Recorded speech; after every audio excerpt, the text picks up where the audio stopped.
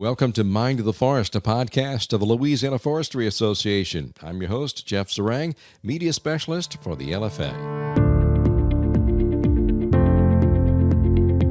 In Mind of the Forest, we talk about sustainable forestry, how important it is to have managed forests and how they help improve the environment, including having cleaner air and cleaner water, and how managed forests are an economic driver for rural Louisiana. This episode of Mind of the Forest is sponsored by First South Farm Credit. First South is your premier rural lender. With over 100 years financing timber and agriculture, they have the expertise you're looking for when financing rural property. If you're looking to purchase or refinance land, call your local First South Farm Credit office, or you can find them online at firstsouthland.com. This is episode 59 of Mind of the Forest, and our guest is Brooks Mendell. He's the CEO of Forisk Consulting, a firm that does a great deal of research and analysis of forest supplies, wood demand, and timber pricing. And through that, they offer strategic guidance for its clients. First, we have to do a bit of an apology because the on-site recording of this episode was a bit noisy. We recorded this at the beginning of the 78th Annual Convention of the Louisiana Forestry Association, which was held at the Golden Nugget in Lake Charles. As you would expect, at a casino, it's always some music playing. It's kind of noisy out there, so we apologize for that. But we do hope that the information that Brooks provides about Louisiana, its markets, and the state of forestry here provides some good insight for our listeners. So we hope you enjoyed the episode. We're sitting with Brooks Mendell. Brooks is the president of Forisk Consulting. Used to be president and CEO. You gave one job up, didn't you? Yeah, no, I gave up president. I'm still CEO. But CEO, okay. Amanda Lang is now our president and COO. She's my business partner. We've worked together a long time. She's a tremendous manager and leader, and a lot of clients work closely with Amanda. So excited for her. She's a much better manager than I am. She's Oh, and I worked for her dad years ago. Really? Yeah. It's a small world in forestry. Yes, it is. Yeah. Yes, it is. Well, welcome, Brooks. We're always glad to have you. Thank you. Right now, we are sitting at the Golden Nugget Hotel and Casino Resort, as we often do each August for the Forestry Association. This is our 78th annual convention. Congratulations. We have a packed house. Wow. Absolutely packed house. And it looks like it seems like it's growing even now. So we expect a great crowd. Of course, this is going to drop on your favorite podcast app in the middle of September. So by that time, Brooks will be home and doting on his kids and taking care of all the things he's supposed to do that his wife wants him to do around the house. Yes, and happy to do it. Will I? Yeah, me too. Okay, let's get down to it. Let's look at an overall picture of the forest industry economics right now. Give us a little snapshot of that. Okay, here's the high level. First of all, thank you again for having me, Jeff. I'm happy to have you. And thanks to Buck and LFA. I'm super excited to be here again. So high level, again, the forest industry is driven by basically a few things. We're driven by housing, we're driven by the economy, and we're driven by people. These are primarily the drivers of where all the demand for our products go. And when you look at each three of those areas, things are a little bit slow right now. Yeah. You know? The economy is a little bit slower. Money's expensive. We've had a little less growth. Housing is down. We're going to build fewer houses this year than we did last year. Wow. And then the bodies that we need to build those homes and to buy them, we have fewer of those.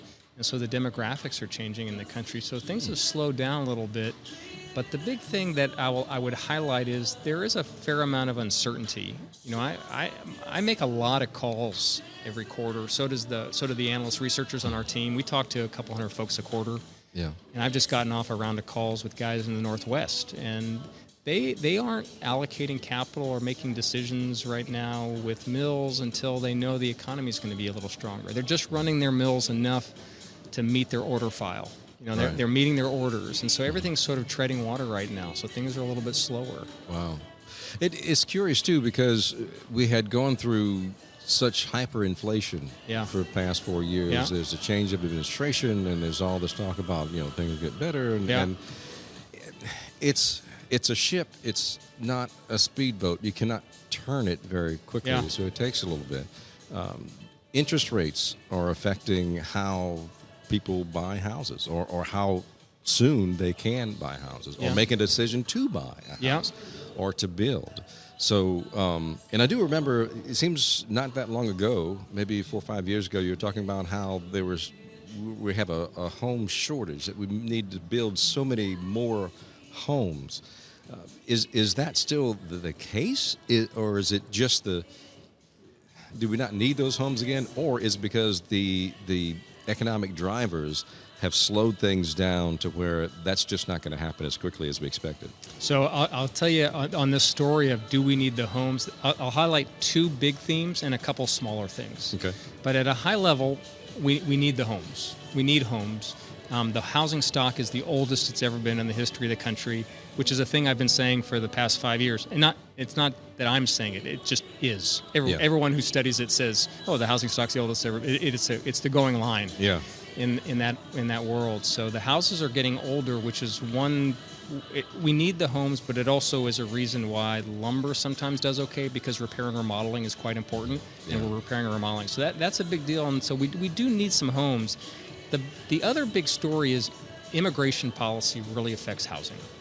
Okay. In a big way, in two ways. It affects it both on the demand side and on the supply side. And so just on the demand side, typically it's one of the big three sources of home demand is someone comes to the U.S., they get a job, and then 10 years later, they buy their first home. That's a pattern we've had for decades, and we don't have that pattern anymore. So, Wow. Okay. so we don't have immigrants coming and buying homes. So we've slowed that down. It's partly a response to policy or fear or access to money. The other thing is, even if we could build the homes, 1/3 of the labor force that builds the homes is foreign-born. Half the workforce that puts up sheetrock, paints houses, puts on roofs is foreign-born. Wow. So we're short bodies now too. And this is also partly a policy impact. So people are uncertain. I always check with guys about their tree planters and their loggers and their truckers, because a lot of these guys are foreign-born. Most of them are legal, some are not. I don't know what their shares are. Right. But in some parts of the country, it's having a material impact on just the access to people to do the work. Wow. And so it's slowed down the building of houses as well. Now, underneath that, there's more to it. One example is we treat the U.S. as if we can just build houses wherever we want, whenever we want. Yeah. It's not true. There's a permitting process that goes through, like zoning land and getting tracks ready, and that process is slowed down as well. There's some not in my backyard in some parts of the country. Yeah. So there's all these little frictions in the system. Interest rates, the cost of money is a friction. So supply chain's pretty tight right now. So you can hear, like, the way I'm talking, there are all these little things that slow it down. Yeah. But the big ones are you do need people to buy the homes, and you need people to build them. And without that, it's hard to do anything. I imagine in some areas of the country, the restrictions and the slow process with which you struggle to get the permits for homes and all that can take longer, just depending on the regulations. For sure. Well, and okay, let's talk about regulations a little bit too, because in the previous Trump administration, they had pages and pages of regulations that have just taken off the books, and it seemed to help drive the economy back then. And of course, put an asterisk right there, because COVID comes in at the end of that administration. Okay, then we had a new administration for 4 years, hyperinflation, and regulations started to build back up. Okay, so the philosophy, according to the Trump administration, has been to reduce regulations, and that too is not anything that's going to happen right away. There's a process to that in government. Government isn't the most expedient vehicle that we have. So how does that play in getting the market to more favorable for building homes and things like that? So I'll tell you, this is why we do our calls. So what we do when we do our calls every quarter, we talk to the people making the investment decisions, like the executives, the mill managers, the procurement managers, timberland investors, institutional guys, and we say, how are you making your decisions? Because at the end of the day, it's all policy, regs, they affect capital investment. Yeah. When you put the capital in the ground in a mill, or you put money in timberlands, it's you're putting it to work in an environment where you expect something good to happen later. Yeah. And the idea of taking regs off the books is you can make that happen faster. But all these guys allocating capital have slowed down because of policy uncertainty. So they don't even bring up regs. Really? Yeah. So this doesn't come up at all. And it's you think of it as not yet, right? Because it will when they're ready to move, but it's an order of operations for them. So right now they're like, can I trust that the policy is not going to change on me? I need to know as certain as I can that the financial markets, the bond market's going to be stable, that the policy environment, my trade expectation, because I'm going to export product, I need to know it's not going to change. I need to know I'm going to have access to my workforce. And so they're operating at that level right now. And then when they can invest that capital, they will be super excited to do it quickly, which is where the regs come into play. So this is where these guys are talking. We talked to, even in Q1, I mean, and I'm a small sample, but I talked to 6 firms who canceled or delayed capital investments in wood-using mills in the United States for 2025 because of trade policy. They said, I was expecting to export 10% of my product or 20% or these things, and now I can't get the bodies I need. And so they're very worried about the blocking and tackling of it. And, these guys are working really hard, too, talking to their reps and their members of Congress and all that kind of stuff, saying, hey, a lot of stuff they're excited about, a lot of stuff, hey, can you just, tap the brakes? Yeah. We need a stable playing field to get some work done. And so that's what we hear from those guys. Well, you talk about exports, too.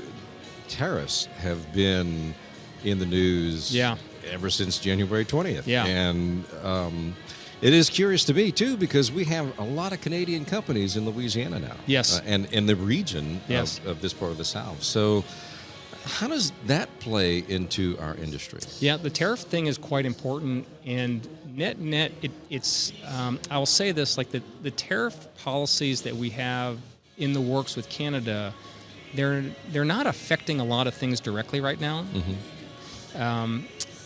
But the fact that the Canadian companies have allocated so much of their capacity to the United States tells you something, right? Yeah. Follow the money. Yeah. So they have a situation in Canada where they're losing access to their resource, the mountain pine beetle. They have to deal with the trade policy. They look at the U.S., the South in particular. So you brought up Louisiana.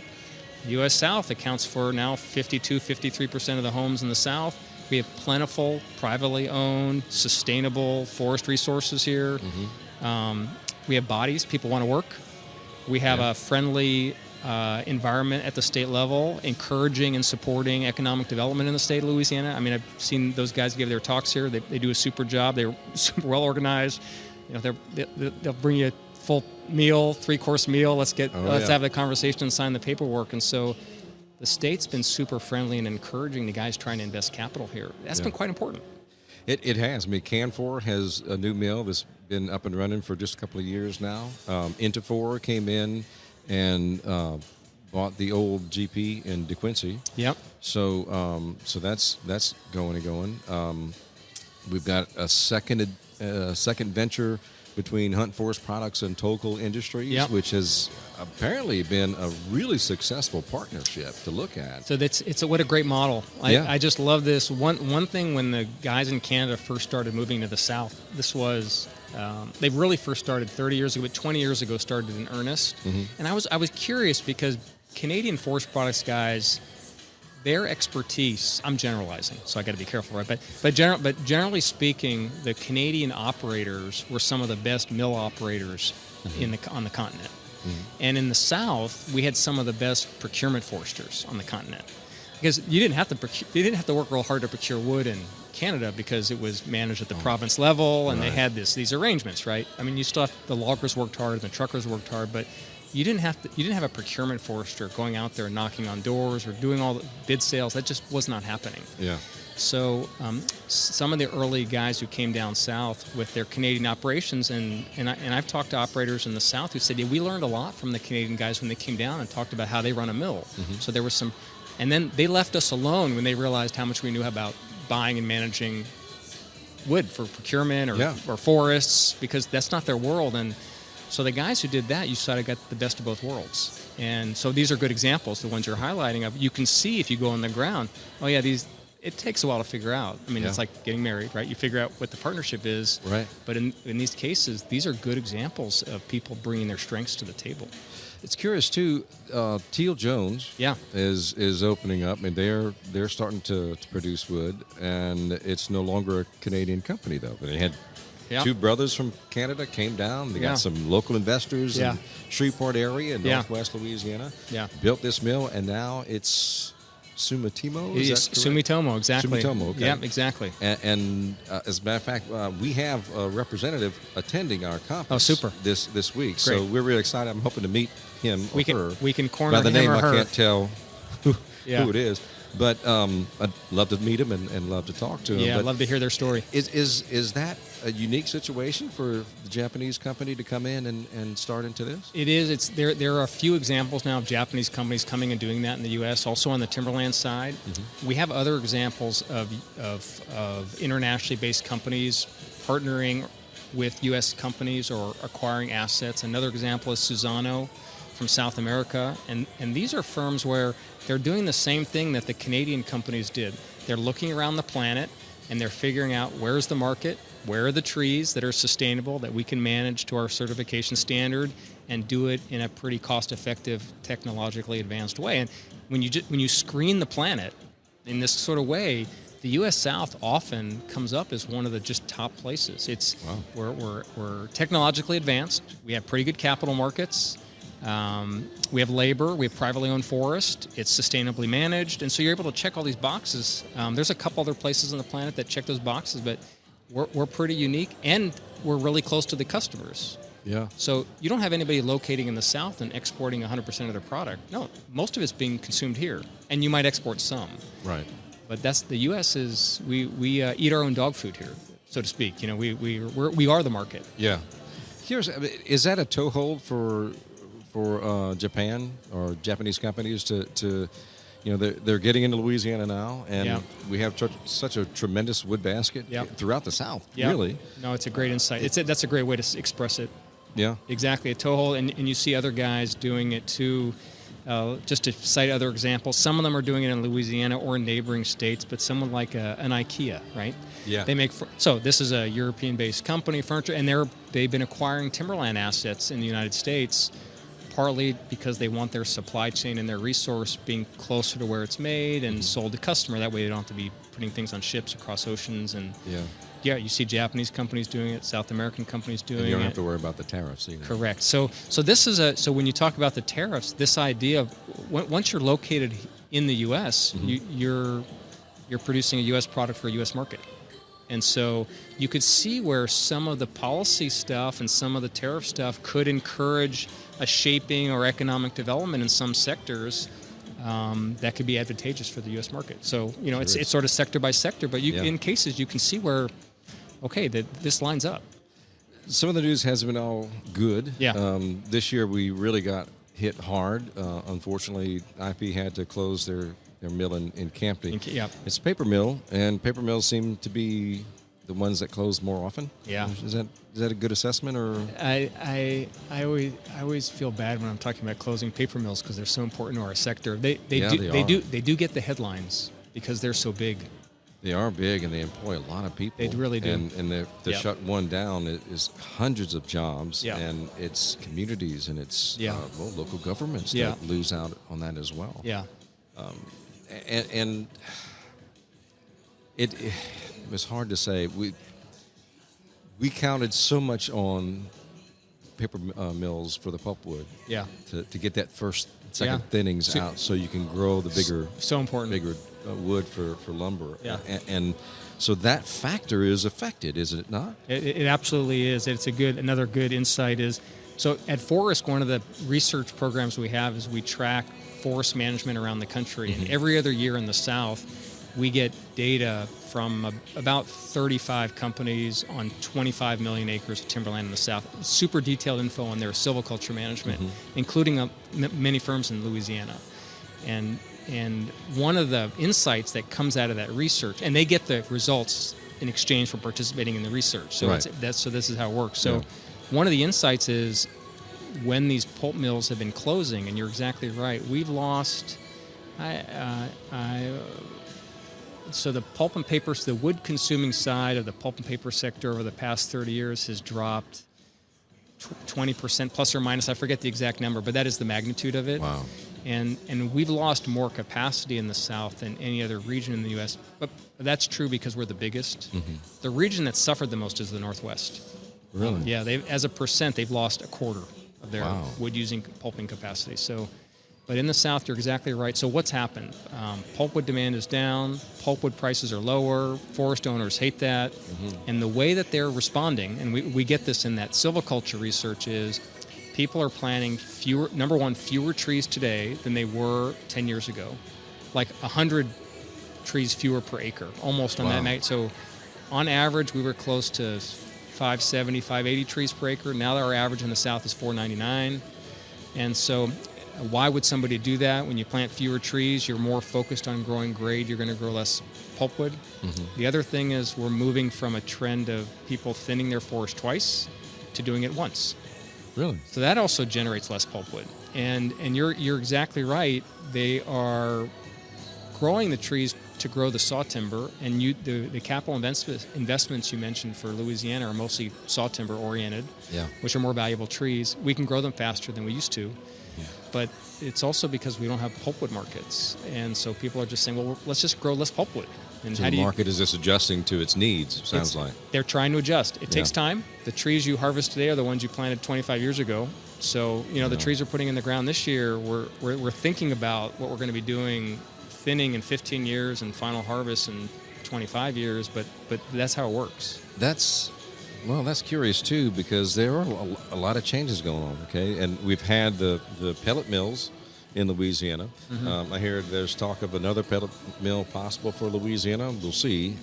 That's just speculation at this point. But it is a mill that could certainly help with pulpwood for sure, and residuals, because that's another effect of closing a paper mill, in that there are some residuals that they use, and all these lumber mills looking to get rid of the residuals here, there, and as best as they can.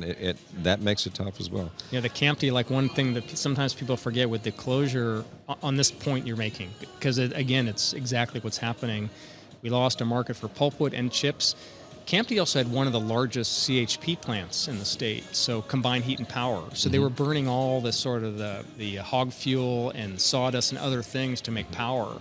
It was like a 77 megawatt. It was a sizable facility using hundreds of thousands of tons of material, and so that, because a pulp mill is basically a power plant. Yeah, and they always burn a lot of stuff to generate electricity. They were generating electricity and heat, and so. It's not the thing you think about right away. You think about the loss of the pulpwood market and the residual market for sawmills, but then you lose that power plant too there that was burning all this stuff and paying for it. Yeah. And that's just it just gets piled on. That's part of the deal. Yeah. Well, as we look forward, could we talk about the pellet mills? That's still new. It's not anything that's really. It's not catching on, in that you're not going to see these pellet mills pop up all over the place. But another pulpwood, I guess another part of the industry that's looking at pulpwood is something very curious, and to Louisiana has been proven to be a bit controversial. Yeah, is the CO2 capture and storage. Yes, they get credits, so they can use those credits to create but biofuels. Yes, and we have speakers at our convention that will be talking about that. One is talking about the science of it all, and the other is talking about a project that's in Northeast Louisiana. And just for, if you're paying attention, for LFA members, the video recording of those speakers will be on our website by the 1st of October. Yep. So if you missed it, or if you want to see it again, it'll be up there if you're an LFA member. So call us and let us know if you want to do that. So, but anyway, getting back to the carbon storage, how does that fit in with the forest industry? So before I get in directly, I just want to give a props on this to LFA, because one of the reasons I've enjoyed so much coming to the LFA meetings is you and Buck at the team has done such a great job of hosting those guys in particular.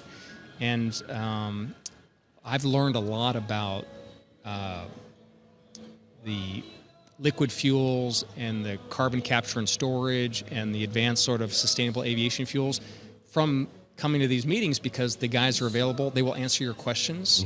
And it's those same guys are going to be speaking tomorrow. And so it's a great opportunity to learn a lot about how that sector is working. Yeah. Of course, it's directly important to your question about what's going on in Louisiana. The opportunity is to consume a fair amount of residual material or pulpwood that's available. I wish there was like a simple A story. It's something as an A story, B story, and a C, and you can just tell the story. This has a lot of moving parts to it. Yeah.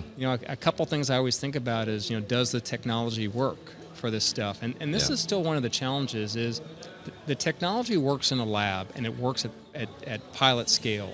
We haven't seen one of these guys full-sized yet, commercial scale up and running, which is sort of the way that we screen projects in our research at Forest. So there's a test for technology, and when one of those passes that test, it sort of is going to open up a whole bunch of options. But it's possible that maybe these guys don't have to be real big. Maybe they come in at a smaller size and they can still be effective. That's one thing. The other thing is they can't use just any raw material. So there are some nuances about what they can use depending on, it depends on what subsidies they're getting and qualifying for. So this is another area where it's not always so straightforward about just pumping wood into one of these plants. Really? Yeah.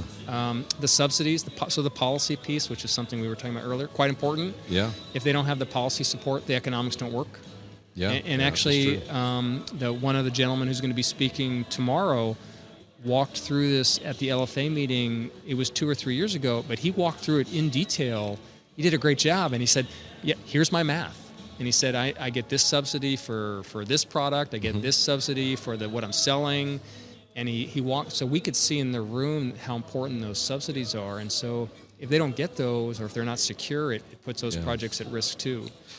I think who you're talking about is Dr. Paul Schubert. That's exactly with strategic biofuels. And he is on tomorrow's agenda, and his presentation will be on our website in October. He's exactly the one. He did a great job walking through his math.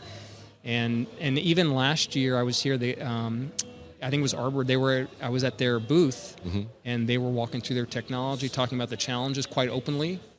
Yeah, it's great to hear that you want to hear somebody understand the strengths and weaknesses of their situation. Yeah, and all those projects that are here have been advancing, so it's exciting to see where they are. It is. Sungas Renewables is the company that's doing the Beaver Lake project in Louisiana. Yep, Sungas. And it's in an old International Paper site near Pineville. There's been no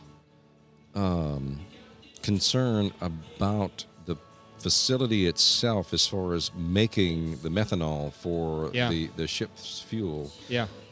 It's all in the transportation of CO2. Yes. And then that's going to go from Rapides Parish all the way to Vernon Parish, where they'll have injection wells, and they talk about that and things of that nature.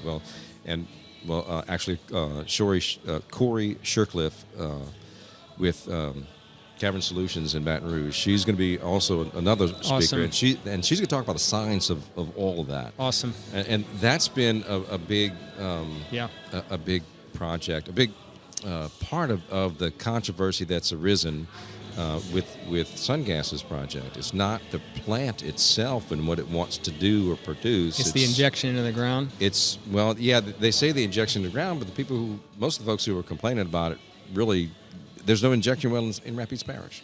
There are requests for permits for that one day, but that's years down the road that it could actually happen. Yeah. It's still a couple of years down the road just for the injection wells in Vernon Parish, from what I understand. So it is a long process for all that. It's not like you can say, I'm going to inject stuff in the ground. Now I'm going to start next Saturday. Yeah. And it is a long process, like we talk about everything, but with regulations and the markets and things of that nature. So it is curious. Sungas is scheduled to begin construction, I think, next year. Yeah. And they're hoping to be in production in 27. And as far ahead as that sounds, rather, that's pretty a fast track pace to get that stuff up and running, right? It is. I'll tell you, like when we're screening a project like that, so you hear 2027, we still come back to the technology. Mm-hmm. You know, permitting is going to take a long time. Everything. We still want to know it works at the size that they're shooting for, and they're working really hard on it. Mm-hmm. When we're looking at markets for fiber and residuals and pulpwood like this, so these places would use that type of material in addition to other ag wastes, so they can use other kinds of raw materials. Right. But we always start with the guys that we came to the dance with. Right. You know, we're wondering like, okay, we lost a pulp and paper mill. Is there going to be another one? You know, or what's happening to the paper mills that are still existing and the ones that are still here? And we track those pretty closely, and it's a good bad news story with the pulp and paper sector. One is that they have been investing a lot. The pulp and paper sector gets more capital investment than any other forest product sector in North America. Really? Because the plants are so big and they're so expensive. So you do one project and it's a 9-figure project. You know, it's a big. But a lot of the investment has been in adding the ability to use recycled fiber. So pulp mills today in the U.S. use more recycled fiber than they ever have. Well, that's good that the pulp mill is going to be around for a long time, but the fact that they're using more recycled fiber means they need less virgin fiber, which means we can't sell them pulpwood. So that's a trade-off, but it does mean they'll be around longer.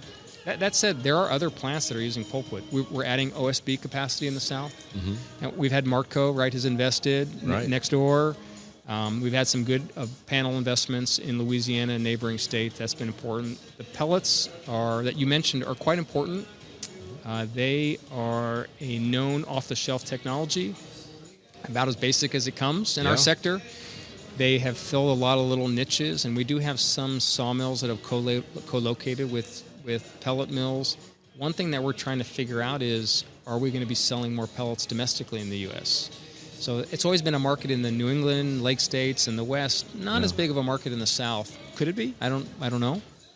Well, in Europe as well. Huge in Europe, yeah. Drax in the UK, they're converting their coal plants to burn pellets. Correct. And but that too has a bit of that too is affected rather by regulation and absolutely and policy in the UK. Their policy is changing there. This is the first time, happened earlier this year, where the original policies to subsidize the use of pellets in Europe, in the UK, was always a 10-year policy, and they kept extending it. Mm-hmm. So we would check every year because it was we treat it as a 10-year pro forma. It's a 10-year plan, a 10-year plan that keeps getting pushed 10 years.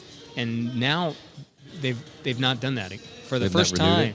So they've extended it, but they extended it at a reduced rate. They said they're going to cut the subsidy at the end of the time in half. So this starts affecting the math of those plants, and it does, to your point, affect actually the outlook for the wood pellet market. Is if on the back end this thing has to be self-sufficient on the back end, what does the math look like? Yeah. So, well, the carbon thing too is, and we talked about a little bit about this last year. Yeah. It is the sequestration part. Even before you get to what are you going to do with it? Yeah. I'm going to drill a hole and put it in the ground. Yeah. It's the chip manufacturer in Oregon that says, we're having carbon credits, so we're going to make up for the carbon that we produce. And it's curious to me how that works. I can't get my brain around it. No, it's like I'm this manufacturer, and I'm going to be putting out carbon in the product I make, and so I'm not going to reduce the carbon that I'm putting out, but I'm going to make other people store carbon in some way somewhere else in the country. It's a super challenging. So there's like two ideas that are supposed to make the carbon markets work. This whole greenhouse gas idea work is, to your point, number one is increasing the price of something will reduce its use. So if you can increase the price or value of carbon, it'll result in people producing less of it or managing it down or trying to control it. The other one is if you reduce carbon emissions or you increase storage anywhere in the planet, it could count for anyone else's emissions anywhere else in the planet. This idea that the whole planet is one market. Right. These two things are hard to manage. Every country has a different set of rules. We have all these schemes, all these programs. So it's exactly the example you're talking about. Is one guy does something here, they get credit for something happening over there. It works really well if every single person is participating in the market, but they're not. But how can you? It's so hard. We're not one world order. Correct. However, it's not how that works. You have countries that are Totally. much more lax than the United States as far as, Totally. It's what super kind of hard. output they have. They have some countries that are much more restrictive than what the United States has done. To your point. I mean, I'll it's tell you really that. curious. Yeah, I'll tell you. For me, the most interesting thing about carbon sequestration, or the path that makes the most sense, and people are struggling with the way to account for it, is when we build with wood, you're storing carbon. Yeah. So to the extent that forest products firms, or even if you can give the forest owner credit for some of the logs that they sold that went to a sawmill, that got stored in a 2x4 or 2x6, that went in a commercial or residential building, which is going to be stored carbon for 50 to 100 years. Yeah. That's like the best of all worlds. So we don't have the accounting for that figured out yet, or the value of that figured out. And to me, it's like off the shelf. It's like, we do that. And if you're giving somebody the choice between building with wood or steel, well, if you care about carbon or emissions, this is a no-brainer. Yeah. Build with wood. Yeah. And who should get credit for that? I don't know, but let's figure that out. Well, and There's some value there. the technology of CLT is Great example. that. I mean, it's a cross-laminated timber. That is just such a fascinating industry to me because it just makes sense. And it's so basic, right? Yes. It's like Legos. It's like, okay, I get it. It makes sense. We can add and subtract it. It's just so simple. I totally am with you. It's just, and it's beautiful also. It really is. Yes. Okay. And it smells good. Do you? It really does. It really does. I love that. And actually, some of the testing that they've done on it for fire retardancy, Yes, is remarkable. Yeah, it's actually it's not done like it's going to go up in flames. It's dense. It's correct. It's done better than they thought. Yeah. So one thing I want to ask you too, I know we need to wrap up in a little bit, but are you watching the EDUR any? A little bit. Not an expert on this, but we hear our clients complain about it a lot.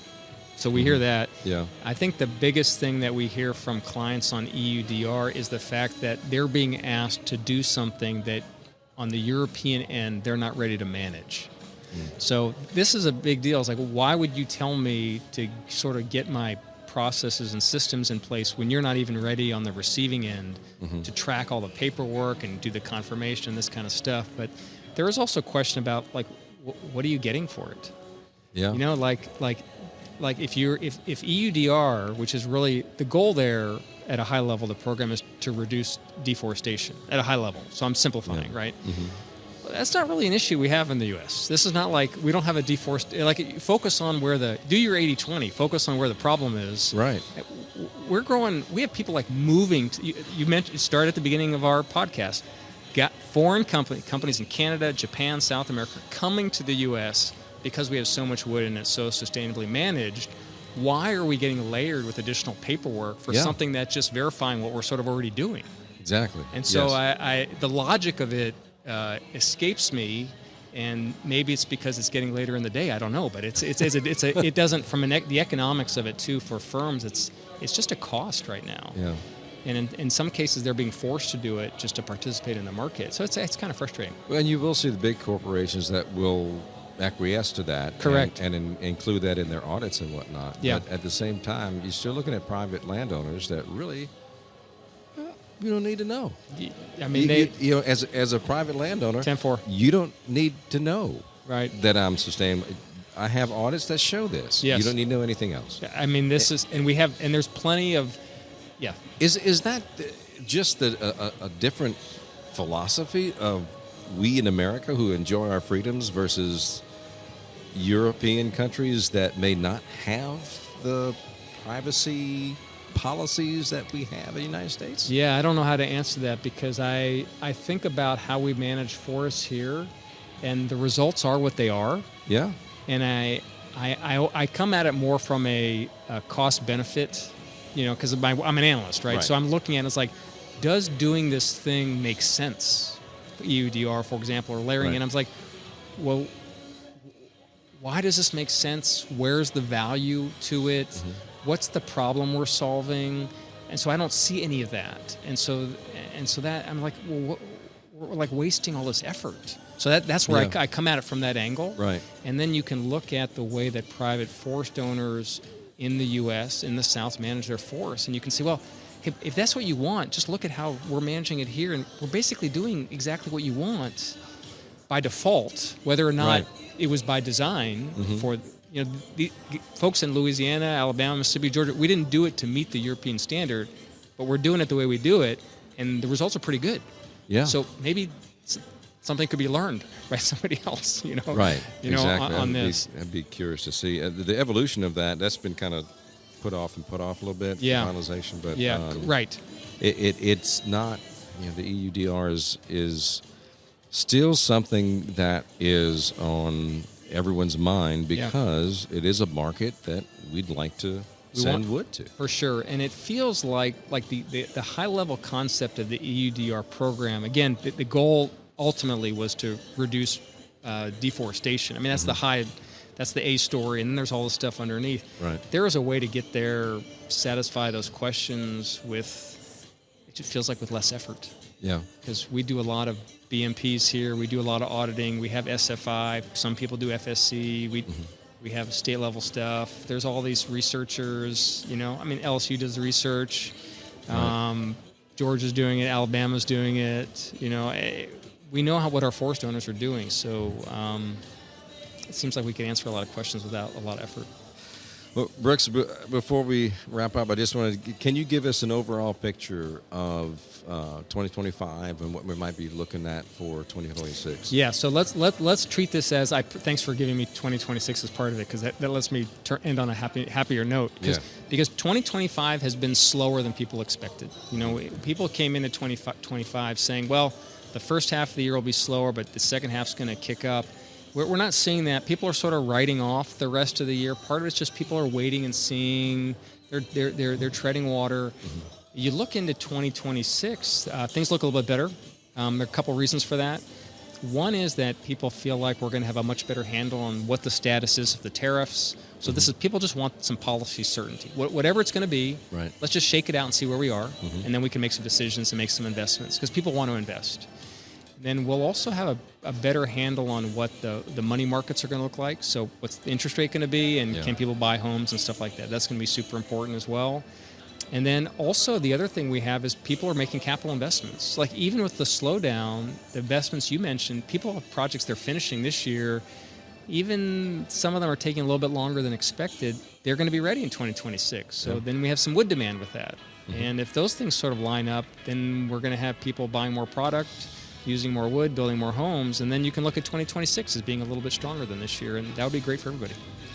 We are hopeful. Brooks Mendell, thank you so much for joining us. I really appreciate it. It's always great to see you. Jeff, thank you very so much. I appreciate you. Thank you for listening to Mind of the Forest, a podcast of Louisiana Forestry Association. This episode of Mind of the Forest was sponsored by First South Farm Credit. First South is your premier rural lender. With over 100 years financing timber and agriculture, they have the expertise you're looking for when financing rural property. So if you're looking to purchase or refinance land, call your local First South Farm Credit office, or you can find them online at firstsouthland.com. If you'd like to learn more about sustainable forestry, the SFI, the LFA, and its programs, and how you can be part of an organization that supports landowners, loggers, and the forest products industry in Louisiana, check out our website at laforestry.com. You can send comments or suggestions to me by email at jzeringue@laforestry.com. That's jzeringue@laforestry.com. You can look up the show notes and find the contact information for us, as well as the contact information for our guest for this episode. You can subscribe to Mind of the Forest by clicking on the subscribe button on your favorite podcast app, and also be sure to tap the notification button as well, so that way you'll know when we drop a new episode each month. Thank you. We really appreciate you doing that. Remember, at the Louisiana Forestry Association, we're Mind of the Forest for you.